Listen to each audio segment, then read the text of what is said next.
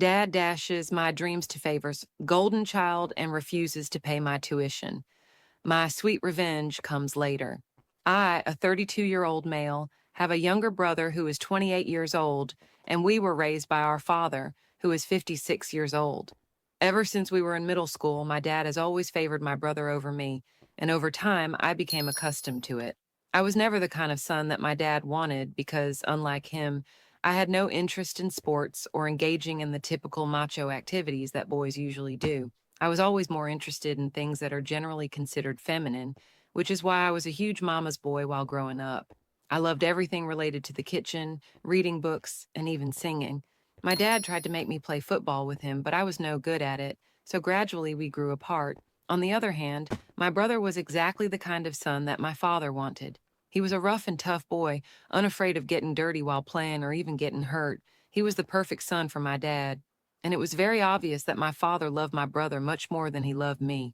My dad always had great things to say about my brother, but never about me. However, my mother never played favorites. She was fair to both of us, which is why I loved her more as well.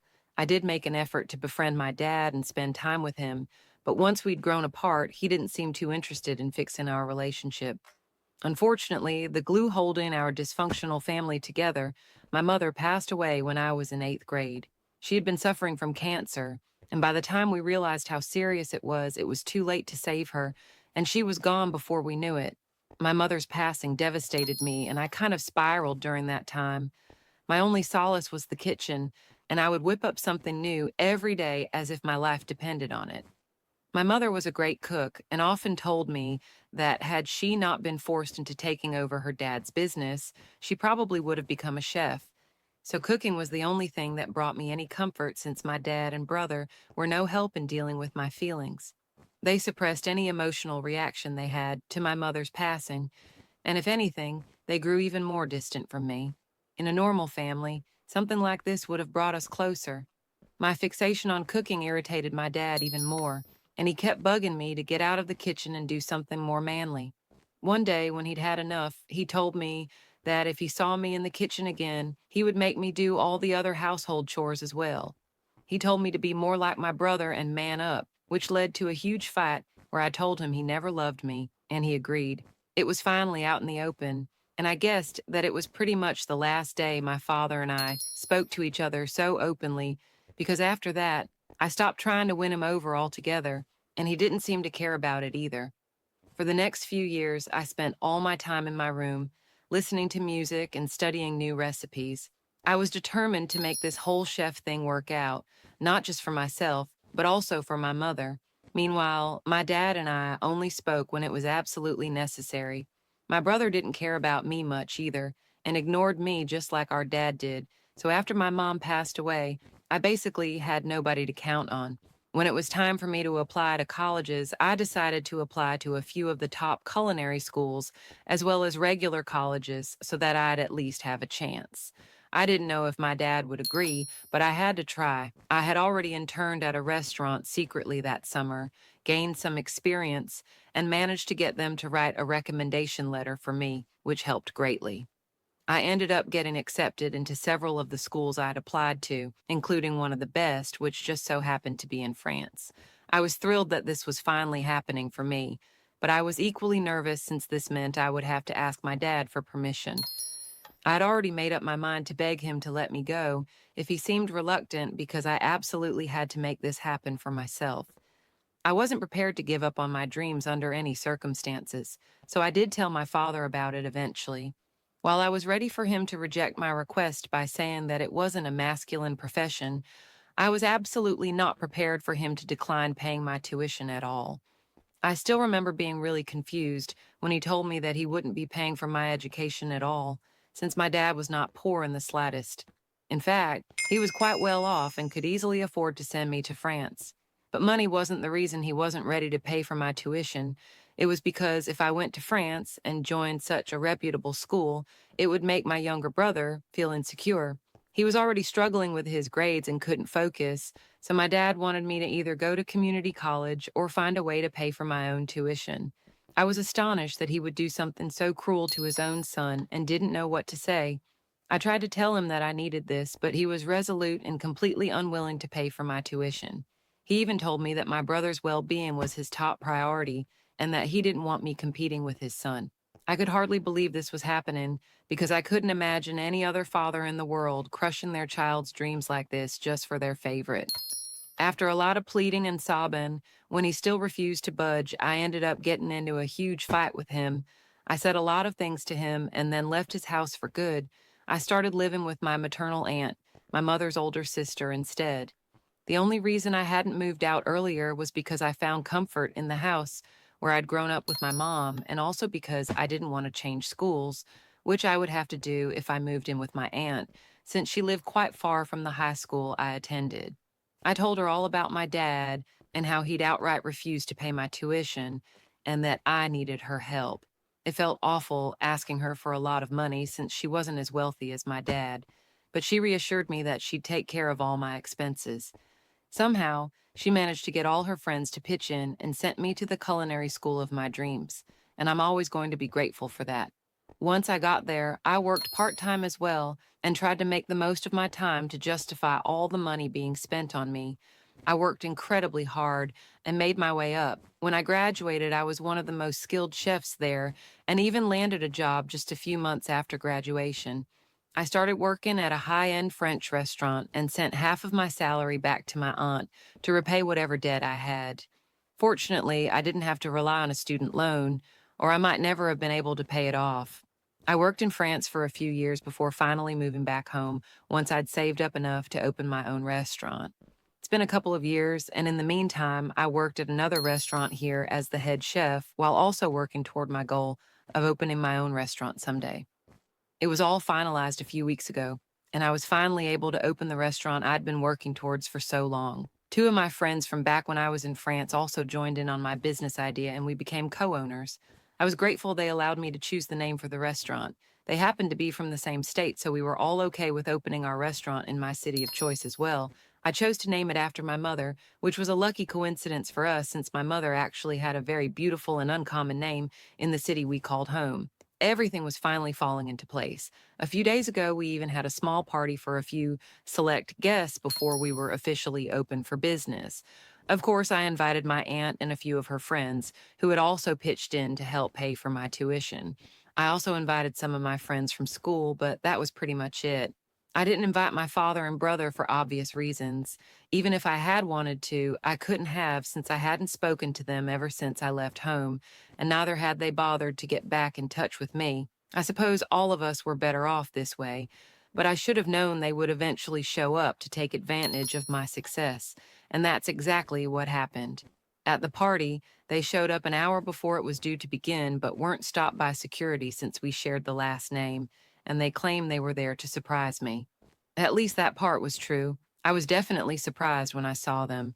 My dad and brother greeted me as if nothing awful had ever happened in the past, and were really warm towards me, probably for the first time in my entire life. I was shocked to see them, so I just froze when they first entered the restaurant. My friends noticed that something was off, and after politely greeting my family, they left us on our own. I'm grateful they were able to pick up on my discomfort. I still hadn't recovered from the shock of seeing them again when they dropped another bomb on me and showed me a gift they'd brought for me, a portrait of my mother. My dad even told me he had commissioned it for me to hang up in my restaurant. As soon as he'd heard that a new fancy restaurant with this name was opening up in our city, he'd known it was definitely his son's. He even told me that he'd always known I had it in me. My brother was also jumping on the bandwagon, praising me and telling me he was immensely proud of me. I couldn't believe my ears and knew instantly that something was very strange about all of this. I didn't say much and kept waiting for them to get to the point because I knew there had to be a reason for them to show up now. I let them speak, and eventually they revealed the reason for their visit. Apparently, my brother was now working as a bartender, a position made possible only because my dad had managed to convince a friend to give him a job at his club.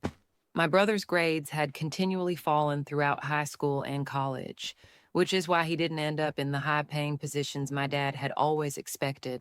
On top of that, he had also slacked off during his high school football games, which prevented him from securing a sports scholarship. Ironically, he ended up having to go to community college because he was rejected everywhere else. What they wanted from me was to make my brother a partner in my business so that he'd have a more respectable position, even though he had done absolutely nothing to deserve it. I had the urge to laugh in their faces, but somehow managed to hold back and instead told them I'd think about it. I wasn't actually going to think about it, I just didn't want to turn them away. I wanted them to stay for the party because I had a much better plan in mind to humiliate my family, who had come out of the woodwork as soon as they heard about my success. They seemed reasonably pleased, but they had no idea what was about to happen.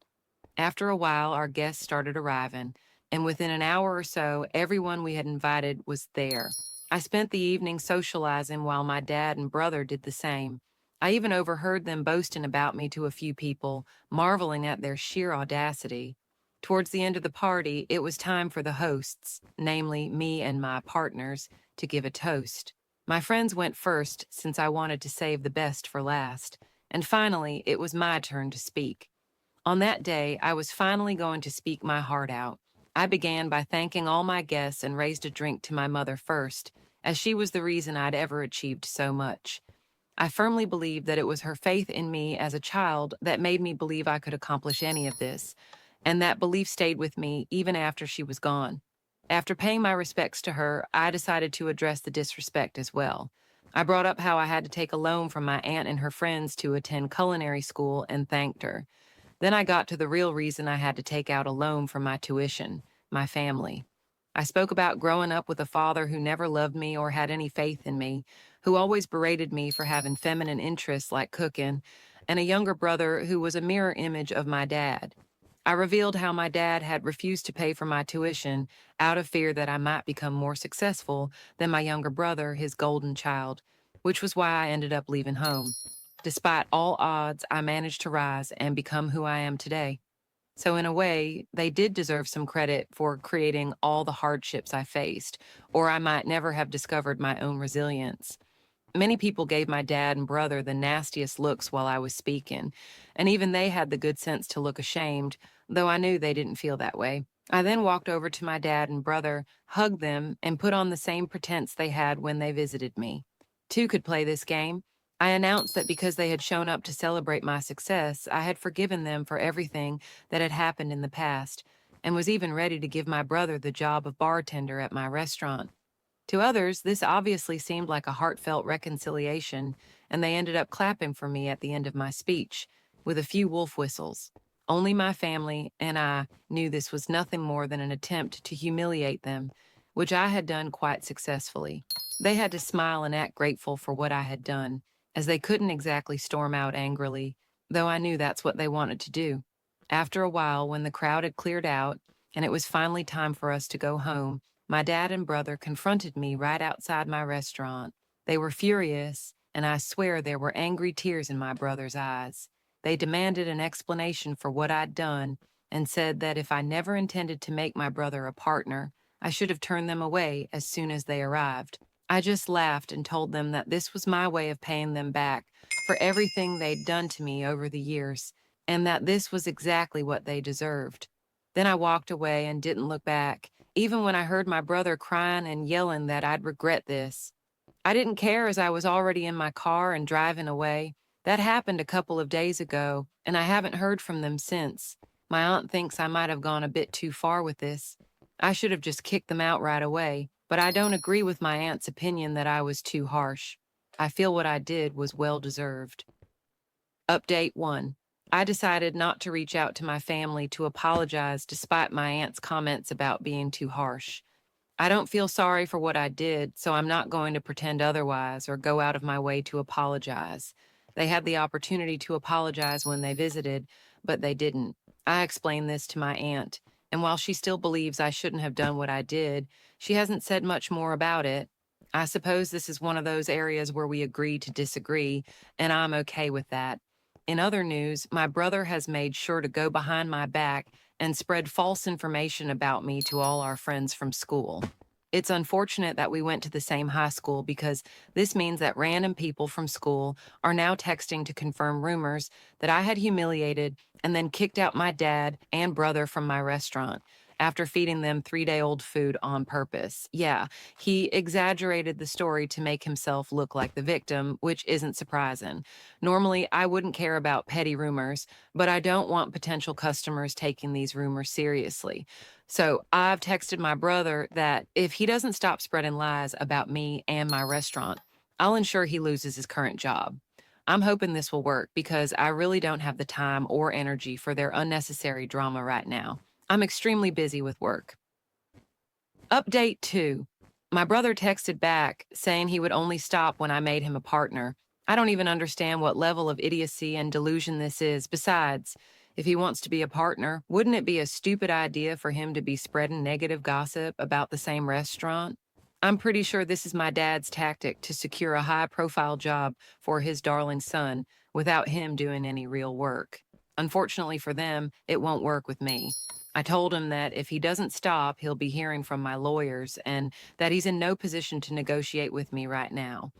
The only reason I haven't taken action yet is that I don't want to get caught up in unnecessary drama, but I'll definitely take legal action if he tries anything funny after this. He should consider this his last warning, and I really hope he does for his own good. Update 3. It's been about a month since the last update, and since I've been really busy, I haven't had the chance to fill you in on what happened afterward. My brother did stop talking badly about me behind my back, but they were still desperate to attach themselves to my success. A few weeks ago, my dad and brother decided to visit me, trying to intimidate me. They showed up at my house, threatening to sue me for using my mother's name from my restaurant, and claimed they had already consulted a lawyer. They insisted that if I didn't want any trouble, I needed to make my brother a partner as soon as possible. I called their bluff immediately since no lawyer would take up such a ridiculous case. They seemed to forget that my mother was also my mother, not just his wife, and no law could prevent me from using her name. I had had enough of their nonsense, so I told them that if they didn't leave me alone, I would have no choice but to call the police. My brother lost his temper at that point and tried to grab me by the collar, but fortunately my dad held him back. I think the constant humiliation had finally gotten to him, and he snapped. Well, it wasn't my fault, and they were lucky I didn't call the police right then. I told my dad to get out, but he only told my brother to cool off in the car and wanted to speak to me privately. After my brother left, he tried to manipulate me by saying that if my mother knew what I was doing, she would be really upset and that I should bury the hatchet. At this point, I told him to leave me alone because I was at my limit. Using my mother to get his way was just low, and honestly, we were well past the point of reconciliation. Not once had either of them apologized to me, so I didn't understand why they expected me to forgive them without even an apology. As for what my mother would feel, I'm sure she would have felt equally let down back when my father refused to pay for my tuition. And every other time he made me feel awful about myself. He should be the last person to lecture me about what my mother would or wouldn't like. I know she is proud of me wherever she is, and nothing my dad says will change that. At least my restaurant is doing well, and hopefully we'll be able to expand soon enough.